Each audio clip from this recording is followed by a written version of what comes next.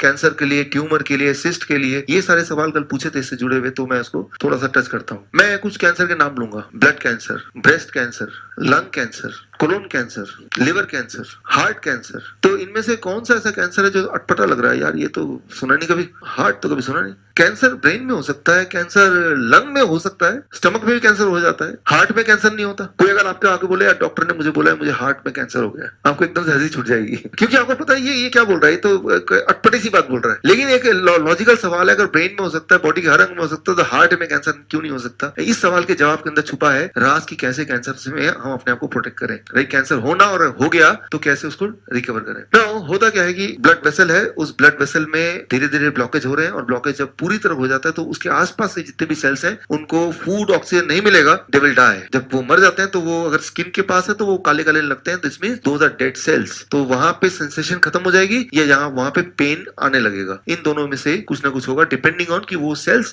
कौन से काम कर रहे थे। ठीक है ना, तो ये 90-80% टाइम यही होता है। 80% समय वो जो सेल्स हैं वो मर जाते हैं बिकॉज ऑफ ऑक्सीजन नहीं है, तो सेल मर जाएंगे। लेकिन 20% लोगों में क्या होता है कि जब ब्लॉकेज होता है बॉडी के किसी भी ऑर्गन में, तो वो सेल्स को ऑक्सीजन और फूड नहीं मिलता है, वो सारे सेल मिलके गुट बना के सोचते हैं कि भाई बॉडी हमें फूड नहीं दे रहा, ऑक्सीजन नहीं दे रहा, but we will not die, हम मरने नहीं वाले। वो सारे बागी हो जाते हैं और वो अपना एक चोर रास्ता बनाते हैं। मेडिकल से बोलते हैं एंजियोजेनेटिक पाथवेज, एंजियोजेनेसिस, एक चोर रास्ता बनाते हैं, और वो चोर रास्ता से 2 दिन 3 दिन के अंदर वो धीरे धीरे फूड ऑक्सीजन चुरा के लाते हैं अपने लिए। और जब चुरा के लाएंगे तो क्या होगा, एबंडेंस में मिलेगा। एबंडेंस मतलब खूब सारा। इमेजिन कीजिए एक स्टूडेंट है यूनिवर्सिटी का, उसको 10,000 रुपए चाहिए फीस भरने के लिए, पैसे नहीं है उसके पास, वो सोचता है मैं बैंक लूटूंगा। अब बैंक लूटने गया, सामने देखा खूब सारा खजाना है, अब वो अपना पहला 10,000 रुपए गिनेगा और भाग जाएगा, या दूसरा जितने पैसे आएगा उतना हड़प के भागेगा? पहला है दूसरा? ऑल्दो ओरिजिनली उसका आइडिया था कि भाई फीस भरना है, लेकिन सामने जब पैसा दिख रहा है तो वो चोर का जो टेंडेंसी है कि सारा लूंगा तब भी उतनी ही मेरी सजा होगी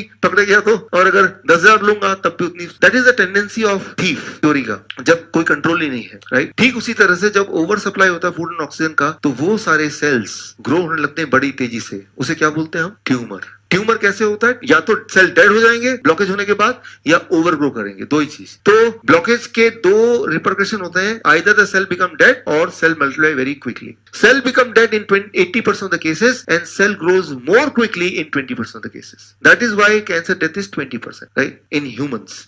राइट, तो वो ट्यूमर बढ़ता जाएगा, और भगवान ने हर ऑर्गन के लिए एक जगह तय की है, निश्चित की है। जब उससे ज्यादा बढ़ेगा, जितनी जगह नहीं है, तो वो दूसरे की जगह में घुसने की कोशिश करेगा। आपने कभी देखा, आपके पास एक भी कार नहीं है, आपके पड़ोसी के पास एक कार है, हर घर में एक ही कार की जगह है आगे पार्किंग, पड़ोसी के पास दूसरी कार भी आ गई, आपके पास एक भी कार नहीं है, तो वो क्या करेगा? अरे इस पास तो कार ही नहीं है, वहां रख देगा। आप भी सोचेंगे मेरे पास कार रखने दो, लेकिन जिस दिन आपके पास कार आएगी वो दिन तब आप झगड़ेंगे, और तब तक वो भूल गया कि ये जगह मेरी नहीं है, ये तो इनकी जगह है। इतनी बार वो रख चुका है कि उसे वो लगने लगा ये मेरी ही जगह है। तो ऐसा होता है, कहीं कोई चीज आप ज्यादा यूज करने लगते हैं तो कुछ समय बाद लगता है कि ये तो मेरी चीज है। तो the same thing happens inside the body, the cell starts occupying the space meant for the other organs, और तब ब्रेन आपको रिमाइंड कराता है, एक दर्द, एक पेन, एक डिस्कम्फर्ट देके कि भाई यहाँ कुछ गड़बड़ है, आप कुछ करो। राइट, तो तब आप कुछ करने की बजाय डॉक्टर के पास चले जाते हैं। डॉक्टर बोलता है पता नहीं क्या है, ऐसे करो कि इसको जरा अल्ट्रासाउंड करा के देख लेते हैं, वो ट्यूमर मिलेगा, डॉक्टर बोलते हैं इसको काटना पड़ेगा। एक बात याद रखिए, बहुत इंपॉर्टेंट बात, कि जैसे ही आप ट्यूमर को छेड़ेंगे, नॉन कैंसरस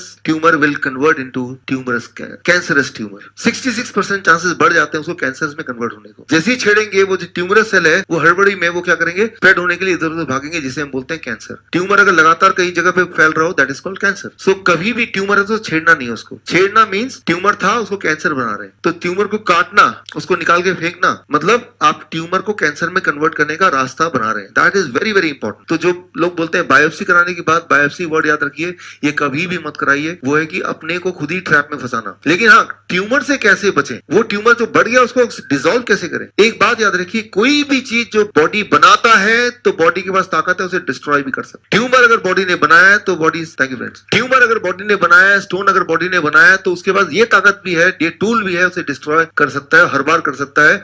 और ये तो है ही है, मेडिकली भी ये Nobel prize winning science 1998, medically भी ये प्रूवन हो चुका, हजारों बार प्रूवन हो चुका है कि बॉडी उसको डिसॉल्व करती है, ब्लॉकेज को बॉडी खत्म कर सकती है, ट्यूमर को खत्म कर सकती है, कैंसर सेल को खत्म कर सकती है। सिर्फ एक चीज करना है आपको, and that is called nitric oxide अगर बॉडी बना सकती है। नाइट्रिक ऑक्साइड के लिए मैंने बताया था कल DIP, diet plus green juice, if you can take it right, it will take 2 days time. 2 दिन का समय लगता है कि नाइट्रिक ऑक्साइड बॉडी में ज्यादा मात्रा में बनेगा। जब नाइट्रिक ऑक्साइड बनता है तो 2 चीजें होती हैं, ट्यूमरस ग्रोथ है वो वहीं रुक जाती है। क्यों? क्योंकि वो जो चोर रास्ता बनाया था एंजियोजेनेटिक पाथवेज, उसको ड्राई कर देता है नाइट्रिक ऑक्साइड पहली बात, और ब्लॉकेज को खोल देता है नाइट्रिक ऑक्साइड दूसरी बात। और जब ब्लॉकेज खुल जाएगा तो नए रास्ते से जब फूड पहुंचेगा तो सारी चीजें रिवर्स होना शुरू हो जाती हैं। इसको लगते हैं 2 दिन। अगर आज से करेंगे तो परसों से असर होगा, यानी कि परसों के बाद वाले दिन से आपका जो दर्द है ट्यूमर वाला वो कम होगा। तो किसी को ट्यूमर है इस डाइट पे रखेंगे तो बोलेगा कितने दिन में मुझे थोड़ा असर दिखेगा, तो आपको बोलना है कम से कम 2 दिन तो वेट करना ही पड़ेगा। तीसरे दिन से आपको आराम मिलना शुरू हो जाएगा। 15 दिन 20 दिन 1 महीने बाद अगर दोबारा अल्ट्रासाउंड कराना ही चाहते हैं तो साइज आपको कम मिलेगा। हो सकता है वो पूरी तरह ना जाए क्योंकि साइज के ऊपर डिपेंड करता है, बट वो जरूर कम मिलेगा। कम एज लॉन्ग एज वो पहले से आराम मिल रहा है, एज लॉन्ग एज पहले से छोटा मिल रहा है, यानी कि हम राइट ट्रैक पे हैं। टाइम लग रहा है बट वो टाइम क्योर होने में लग रहा है क्योंकि आपने अब तक इतना ज्यादा उस पर अत्याचार कर दिया, तो body will take its own time to cure. अब देखिए हार्ट कैंसर क्यों नहीं होता, कितने दिन लगेंगे? 2 दिन, राइट। एंजियोजेनेटिक जो पाथवेज जो बनाता है बॉडी,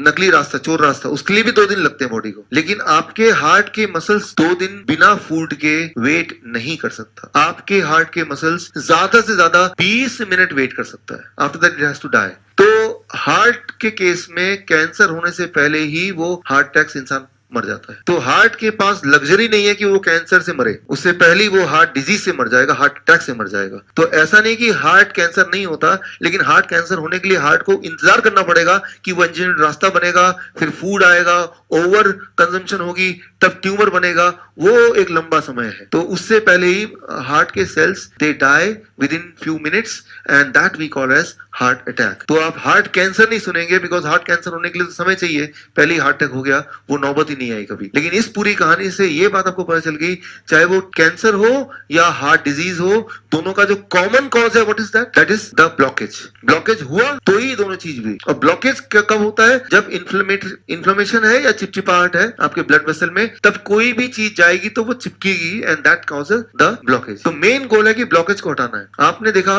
कई बार कि भाई वो जो ब्लड शुगर का पेशेंट था, ब्लड शुगर तो ड्रॉप होता है, साथ में ब्लड प्रेशर भी ठीक हो रहा है। ऐसे ही होता है ना, कोई पेशेंट अगर आपके आके मुझे बोले कि मेरा ब्लड शुगर ठीक कर दो लेकिन ब्लड प्रेशर को छेड़ना नहीं, वो ऐसे ही रहने दो, नॉट पॉसिबल। इस खाने से ब्लड शुगर ठीक होगा तो ब्लड प्रेशर भी ठीक होगा ही होगा, वो आपके बस में नहीं है क्योंकि ये खाना हर चीज पे एक साथ अटैक करता है। वो कोई ब्लड प्रेशर ब्लड शुगर को ठीक नहीं कर रहा है, वो आपको ठीक कर रहा है, आपके बॉडी के ब्लॉकेज को हटा रहा है। और ब्लॉकेज जब हटेगा तो उसकी वजह से जो जो प्रॉब्लम हुई थी वो अपने आप साइमल्टेनियसली अपने आप ही चली जाएंगी। कई बार कई सारी प्रॉब्लम होती है जो अभी नहीं पता आपको, वो आगे जाके पता चलने वाली है, वो भी अपने आप ठीक भी हो जाएंगे और आपको पता भी नहीं चलेगा इस बात का।